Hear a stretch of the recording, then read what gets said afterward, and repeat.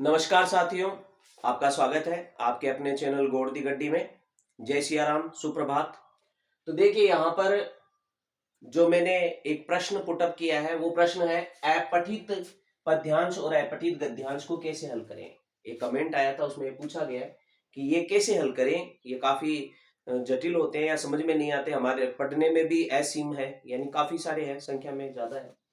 तो देखिए इनको हल कैसे करें। इसमें 6 प्रश्न आते हैं साथियों। कितने प्रश्न आते हैं? 6 प्रश्न। तो 6 प्रश्नों में एक प्रश्न कोई सा भी आता है, वो आता है आपके विलोम शब्द या पर्यायवाची शब्द का। किसका आता है? विलोम शब्द या पर्यायवाची शब्द का। इसके लिए आपका शब्द भंडार अच्छा होना चाहिए। अगर आपका शब्द भंडार अच्छा नहीं है तो कोई दिक्कत नहीं है, क्योंकि अब आप इतने पर्यायवाची विलोम याद नहीं कर सकेंगे। तो एक काम कीजिए, जितने भी अपठित पद्यांश और गद्यांश आपके उस गाइड में है, आपके पास होगी या डेस्क वर्क के अंदर है, तो गाइड और डेस्क वर्क में से जितने भी अपठित पद्यांश गद्यांश है, उन सब के विलोम शब्द वाला प्रश्न है वो आप अलग से एक जगह लिख लो और सारे विलोम शब्दों को याद कर लो, उन पर्यायवाची शब्दों को याद कर लो, और जो पर्याय पूछा गया ना उसके अन्य पर्यायवाची शब्दों और एक बार लिख लो। अब ये जो आएगा वो किसमें से दिया? पैराग्राफ में से ही दिया होगा। अपने केवल समझ में नहीं आता है, वो आता तो पैराग्राफ में से ही है, समझ में नहीं आता, तो आप उसी शब्द को एक बार आप उस पैराग्राफ को जब निकालेंगे इन विलोम पर्यायवाची को, तो उसको वहां पर भी देख ले पैराग्राफ में कहा लिखा हुआ है, क्या पता वही पैराग्राफ आ जाए और आपको देखते ही पता चल जाएगा ये वाला था। तो आसान हो जाएगा ही, देखना पड़ेगा। देखो मेहनत अपनी काम आएगी। तो अब इनका मैं बताता हूं, ठीक है, इन प्रश्नों को कैसे हल करें। ये वाले जो 2-3 प्रश्न ऐसे होते हैं, ये 3 प्रश्न लगभग, ये मान लीजिए ये प्रश्न ऐसे होते हैं जो लगभग आप लोगों को आ रहे होते हैं। इनमें से कोई 2 प्रश्न आ रहे होंगे या एक नहीं आ रहा होगा, ये वाला नहीं आ रहा होगा, 2 नहीं आ रहे होंगे, इस प्रकार से हो सकता है। पहला है वो शीर्षक कैसे निकाले। वो देखो ये बात मैं बताता हूं क्रम से अब आपको, ठीक है। शीर्षक कैसे निकाले, शीर्षक का पहला प्रश्न आता है। तो शीर्षक निकालने का जो सबसे आसान तरीका है वो यह, आप इन प्रश्नों को पढ़ो। किसको पढ़ना है? प्रश्नों को पढ़ना है। फिर मानो कि आप इन प्रश्नों को पढ़ने के बाद, इन 4 प्रश्नों को जब आप पढ़ेंगे तो आपको पता चल जाएगा इसमें किसके बारे में पूछा है। मान लो युवा के बारे में पूछा है, इसके अंदर किसके बारे में पूछा है, मान लो अनुशासन के बारे में पूछा है, और इसके अंदर किसके बारे में पूछा है, मान लो जीवन के बारे में पूछा है।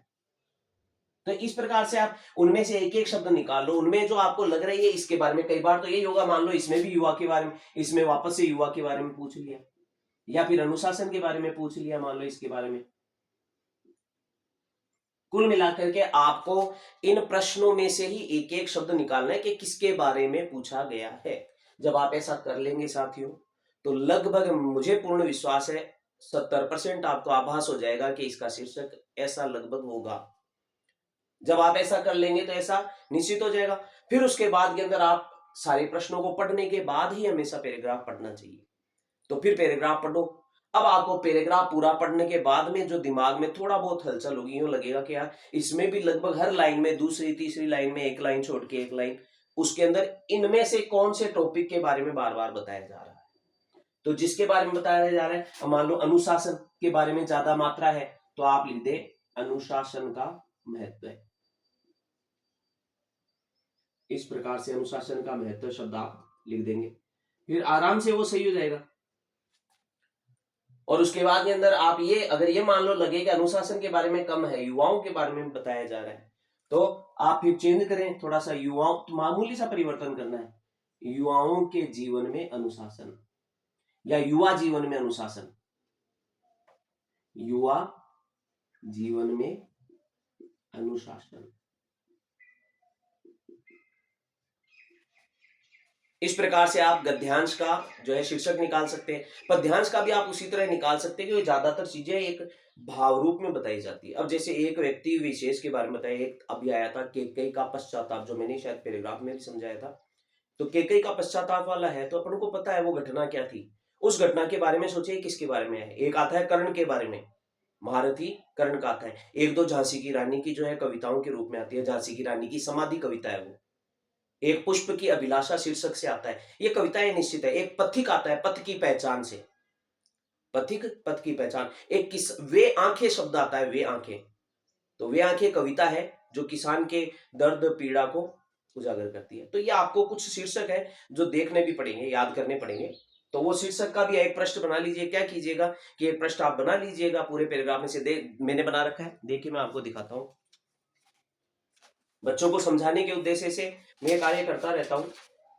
तो देखिए मैं बच्चों से बनवा करके ये कार्य क्लियर किया हुआ है। देखो, ये बचपन या अतीत की स्मृति, पथ की पहचान, भक्त रैदास की भक्ति, वे आंखें जीवन की नई राह है, प्रकृति से प्रेरणा, आलस्य या प्रमाद, त्यागो पुष्प की अभिलाषा, पथ भूल न जाना, पथिक कहीं नव चेतना, युवा नव चेतना, पंचवटी या तपस्वी लक्ष्मण, वर्षा में पर्वतीय सौंदर्य, केकई का पश्चाताप, पहरुए सावधान। तो ये सारे जो शीर्षक है मैंने लिखवा रखे हैं। ऐसे ही सूरदास, तुलसीदास, अपने पाठों के नाम भी मैंने याद करवा दिए बच्चों से। तो गद्य पद्य पाठों के शीर्षक है वो आप एक बार लिख लें। गद्य के शीर्षक देखिए, तुलसी काव्य का महत्व है, अनुशासन का महत्व है, ये देख लीजिए मैंने भी बताया। भक्ति धारा के रूप, आधुनिक काशी, समन्वय के कवि कबीर, समन्वय के कवि तो तुलसीदास ही थे। हाँ, इनके बारे में आप कह सकते हैं ओघड़ संत कबीर। फिर है देश प्रेम का भाव, स्वावलंबन का महत्व। तो साथियों, शीर्षक लिखना कोई कठिन कार्य नहीं है। आप सारे एक साथ एक जगह लिख लीजिए, पद्य और गद्य के सभी शीर्षक। और फिर एक बार आपने, जैसे अभी मैंने कहा, इन प्रश्नों में से आप निकालिए, एक एक शब्द निकाला, आपको जो समझ में आया इसके बारे में पूछा गया वो निकाल लिया। फिर पैराग्राफ पढ़ लिया सॉरी, पैराग्राफ पढ़ लिया। पैराग्राफ पढ़ने के बाद के अंदर आप ये जो शीर्षक आपने लिख रखे हैं उनमें से जो आपको लगता है कि ये वाला इसमें तालमेल बैठ जाएगा, उसको आप लिख दें। गलत नहीं होगा, चिंता न करें। अध्यापक है वह सहृदय होता है, और जहां कहीं भी उत्तर जैसा मिलता हुआ दिखता है उसको, तो वह सही आंसर मान लेता है और आपको सही अंक दे देगा, अच्छे अंक दे देगा। एक एग्जामिनर इतना भी बुरा नहीं होता जितना आप सोचते हैं, काफी अच्छा होता है। तो चलिए साथियों, और हिंदी वाले सभी अध्यापक हैं वे काफी अच्छे होते हैं, मेरी राय ये है हिंदी वाले सहृदय होते हैं।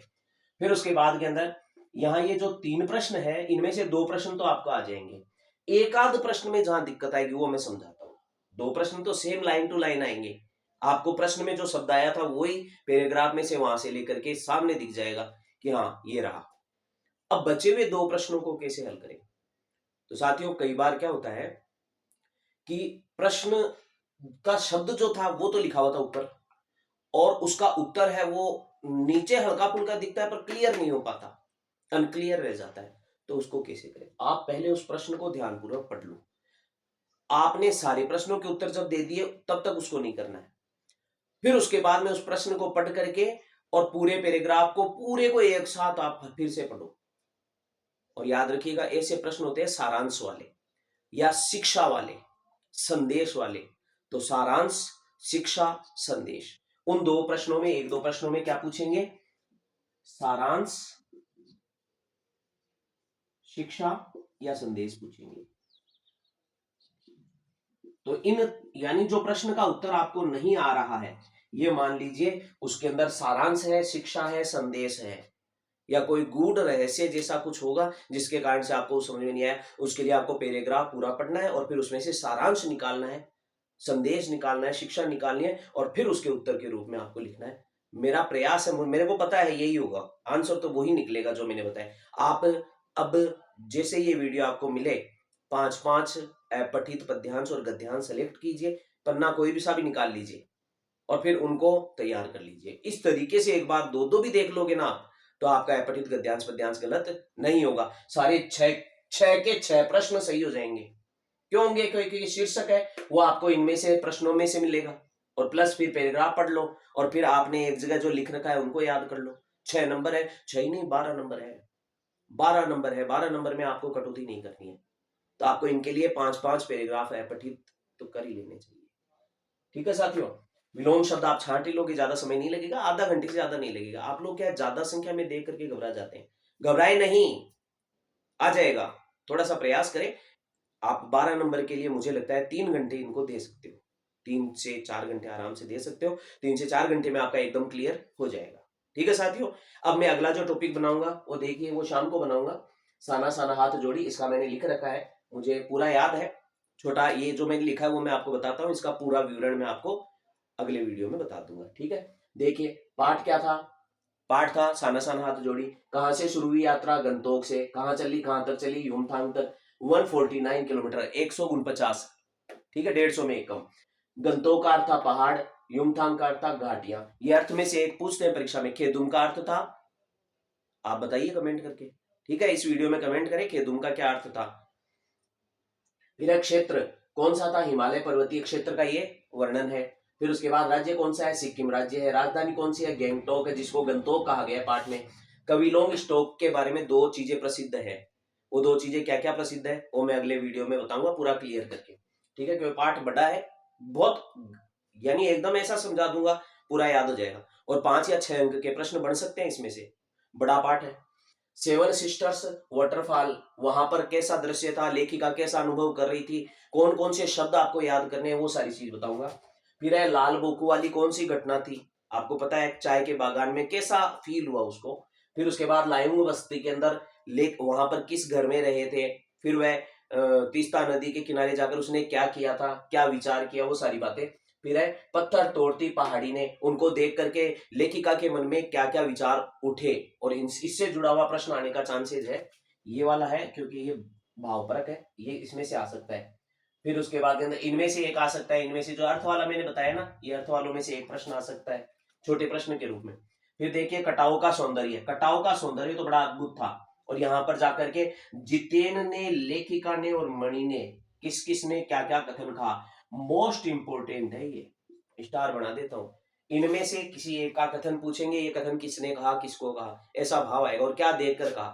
फिर है आध्यात्मिक भारत की जो भाव है, विचारधारा है, वो ऋषि मुनियों ने वहां तपस्या की, वो भी बताऊंगा। हिमालय का गतिशील सौंदर्य, ये चेरवेती, चेरवेती एक शब्द आया था, वो समझाऊंगा। फिर फौजी छावनी के अंदर फौजियों के कौन कौन से कष्ट होते हैं जो हिमालय पर्वतीय क्षेत्र में वो उठाते हैं, वो बताएंगे।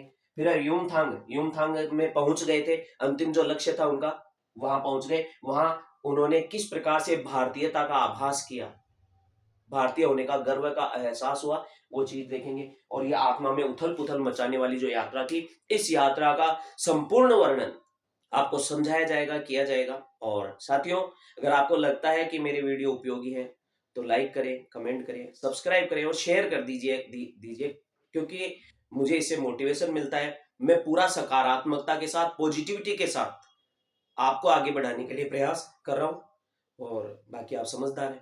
धन्यवाद। जय सिया राम।